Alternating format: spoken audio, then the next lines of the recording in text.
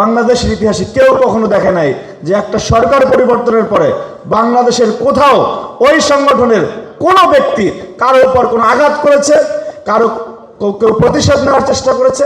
আমরা কেউ কোথাও এরকম কিছু করে নাই। আমরা প্রমাণ করতে চাই যে বাংলাদেশে যে জাতীয়তাবাদী দল বিএনপি যে ইতিবাচক রাজনীতির সূচনা করেছে, পরমত সহিষ্ণুতা সমালোচনা নেওয়ার মতো যে মানসিকতা সেটি আমাদের মধ্যে রয়েছে এবং সেইভাবে আমরা এগিয়ে যাব।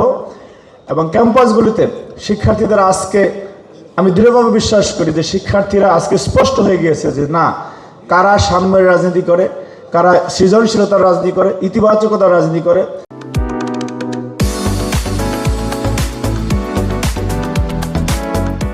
কারণ এমন বাংলাদেশের ইতিহাসে কেউ কখনো দেখে নাই যে একটা সরকার পরিবর্তনের পরে বাংলাদেশের কোথাও ওই সংগঠনের কোনো ব্যক্তি কারো উপর কোনো আঘাত করেছে, কারো কেউ প্রতিশোধ নেওয়ার চেষ্টা করেছে।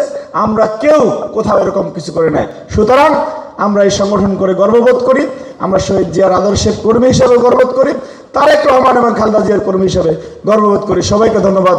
বাংলাদেশ জাতীয়তাবাদী ছাত্রদল জিন্দাবাদ। শহীদ রাষ্ট্রপতি জিয়াউর রহমান বীর উত্তম অমর হোক। বাংলাদেশের আপসহীন দেশনেত্রী বেগম খালেদা জিয়া অমর হোক।